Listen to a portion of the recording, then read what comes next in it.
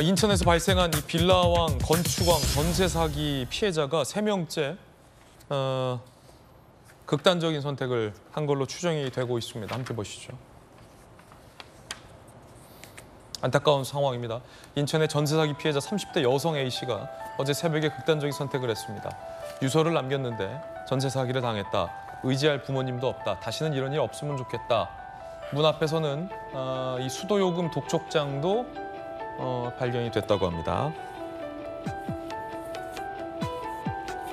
지난 2월 28일 30대 남성은 7천만 원 전액 변제 불가 숨졌고 4월 14일 20대 남성 9천만 원 중 3,400만 원만 변제를 받았고 어제 30대 여성 A씨 9천만 원 전액 변제 불가였다고 합니다.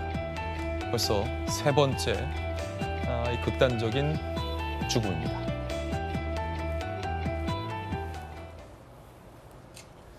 전재수 의원님, 이거 너무나도 가슴이 아픕니다. 이게 다 20, 30대 우리 청년들인데 기성세대 입장에서는 저 4천만 원, 7천만 원, 9천만 원이 크다면 큰 돈인데 또 어떻게 보면 그렇게 막 목숨까지 끊을 정도의 큰 돈은 아닌데 우리 청년들이 저기서 또 좌절할 수밖에 없는 현실. 너무 안타깝습니다. 이 정치권이 좀 어떻게 제도 개선 안 됩니까? 그렇습니다. 참 안타까운 일들이 발생하고 있죠. 특히 20, 30대 젊은 청년들에게 사실은 3천만 원, 4천만 원, 7천만 원 큰 돈입니다. 굉장히 큰 돈이고요. 일단은 사람부터 살려놓고 봐야 됩니다. 지금 이제 한두 분도 아니고 지금 3명째 지금 극단적 선택이 이어지고 있는데 일단은 사람부터 살려놓고 봐야 됩니다.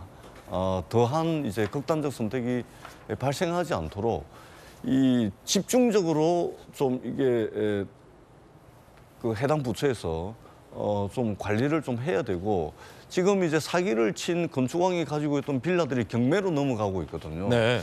아마 행정적 방법이 좀 급한 대로 있을 수가 있습니다. 예를 들면 LH가 먼저 우선적으로 매입을 한다든지 그렇게 해서 이 문제가 해결될 동안 LH가 매입을 해가지고 말하자면 전세 사기를 당한 분들에게 일정 기간 충분히 다시 일어날 수 있도록 일정 기간 말하자면 거주를 할 수 있도록 지금 현재도 LH가 이제 이 불량한 주택에 거주 여건이 좋지 않은 주택에 사시는 분들 위해서 LH가 주택을 매입을 해가지고 그 매입한 주택을 리모델링을 해서 재임대, 싸게 재임대를 하는 그런 사업을 하고 있거든요. 그렇기 때문에 이러한 이제 정책적 노력을 정부가 좀 집중적으로 더 이상의 안타까운 사연들이 생기지 않도록 해야 될 필요가 있겠다 이렇게 생각합니다. 맞습니다. 전적으로 좀 공감되는 말씀 주셨고 박정호 의원님, 이 누구나 꿈이 많고 돈이 없던 20대, 30대 시절 있잖아요. 그렇죠. 누구나 꿈이 많고 저도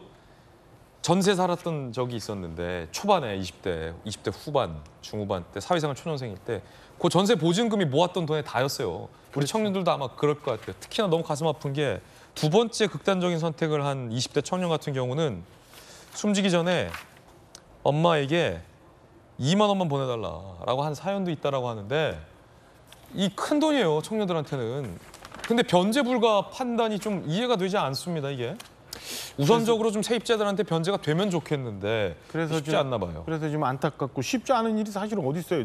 다 사람이 하는 일이고 우리 제도권 내에서 이루어지는데 좀 전에 전재수 의원님 말씀 주신 것처럼 이건 우리 기성세대가 잘못하고 있는 거고 정부 부처도 잘못하고 있는 거고 국회에 있는 저희들도 지금 잘못하고 있는 거라고 반성해야 되는 일이에요. 첫째 하나는 그 해당 빌라가 집중적으로 좀 있잖아요. 그 전세왕이라고 붙어 있는 그 친구들이 갖고 있었던 그 건에 대해서는 경매 절차를 좀 느슨하게 하거나 아니면 경매 절차를 중단할 수도 있는 건데 왜 저거를 이렇게 법원에서는 그냥 진행되게끔 우리 행정기관들은 가만히 있느냐라는 것 하나. 두 번째는 말씀하신 것처럼 그럼 급하면 LH공사가 그거라도 긴급자금이라도 수협해서 이사 안 갈 수 있게 그거 좀 잡아두면 안 되겠느냐. 좀 전에 저희가 영상에서 나왔습니다만 주택도시보증공사라는 게 있어요. 일명 허그라고 하는 건데 그게 어려운 사람들, 급한 사람들 전세, 월세, 보증금 미리 내주고 빌려주고 그다음에 나중에 회수하고 그러는 기관인데 그 바쁘다고 얘기는 하더라고요. 바쁘다고 얘기는 하는데 이런 위급한 상황에 사람이 안타까운 선택을 하는 이런 상황에 바쁘다는 이유로 저걸 막을 수 있느냐? 지금 신청하고 저 대출 보증금 받아서 회수하고 하는데 한 달 이상, 2달 이상 막 걸린다는 거. 신청만, 그 심사 말고. 그래서 저는 이 건에 대해서는 드릴 말씀이 없고 우리 모두가 반성해야 되는 그런 상황이라 봐요. 우리가 이렇게 뭐 시간이 없다, 절차가 어떻게 됐다, 서류가 미비하다 하는 사이에 우리 안타까운 젊은이들은 엄마 나 2만 원만 도와줘 라고 하면서 극단의 선택을 하고 있는 상황이에요. 우리 잘못하고 있습니다. 기성세대로서 책임을 통감합니다. 미추홀구 건축왕은 누구일지 자세히 좀 살펴보겠습니다. 건축업체 B씨입니다. 60대고 수도권 주택 2,700여 채를 보유하고 있어요. 지난해 1월에서 7월 161채의 전세 보증금 125억 원을 편취한 혐의를 받고 구속 기소 재판 중인데 2,700여 채 중 65%가 경매 대기 중입니다. 경매 절차를 밟는 중입니다. 전세 사기 피해자들의 이야기도 준비되어 있습니다. 한번 들어보겠습니다. 바로 옆에서 같이 싸우던 사람인데 또 다른 분이 나오지 않을까. 현수막 같은 경우도 자기도 걸 테니까 줘라. 열심히 하려고 하셨고 또 싸우려고 노력도 되게 많이 하셨어요. 저희는 전 세대가 다 지금 똘똘 뭉쳐있는 상태여서 함께 싸우고 있었던 중이었기 때문에 요구하고 계신 게 네. 정리하자면 어떤 내용들이 있을까요? 1차적으로 경매 중지입니다. 경매 2차를 지금 하려고 해도 저희가 돈이 있는 것도 아니고 그래서 힘든 상황이 되게 많아요. 우리한테 우선권을 주면 되잖아요. 경매 낙찰 우선권을 세입자한테. 김 교수님 어떻게 보십니까? 이게 그러니까 보통은 이제 아파트를 전세 내거나 할 때 그 아파트에 담보가 잡혀 있으면 보통은 이제 계약하는 걸 주저해요. 만약에 일이 잘못돼서 이게 경매에 넘어가거나 했을 때 내가 제일 먼저 그 돈을 돌려받을 게 아니라 다른 채권자가 있어서 그 채권자한테 돈이 가기 때문에 예를 들어서 뭐 금융권에서 이 빌라를 담보로 대출이 돼 있다면 그렇죠. 금융권이 일단 경매를 해서 처분을 하고 먼저 돈을 가져간다 이거죠. 그렇죠. 그러니까 나한테 순서가 안 돌아오는 거예요. 그래서 이제 이 피해자도 지금 망설였더니만 부동산에서 아유 이거 괜찮아라는 식으로 어떻게 얘기를 해가지고 계약을 하게 만들었다는 거예요. 그러니까 부동산도 굉장히 나쁜 거죠. 게다가 지금 상황이 더 안 좋은 게 원래 8천만 원 이하의 보증금이면 먼저 우선권을 줘요. 그래서 전세 한 사람이 먼저 그 돈 가져갈 수 있게 해주는데 9천만 원이었대요, 이 전세가가. 그렇다 보니까 그 혜택을 받을 수가 없는 거예요. 그래서 고스란히 자기는 한 푼도 못 받고 쫓겨나게 생긴 거죠.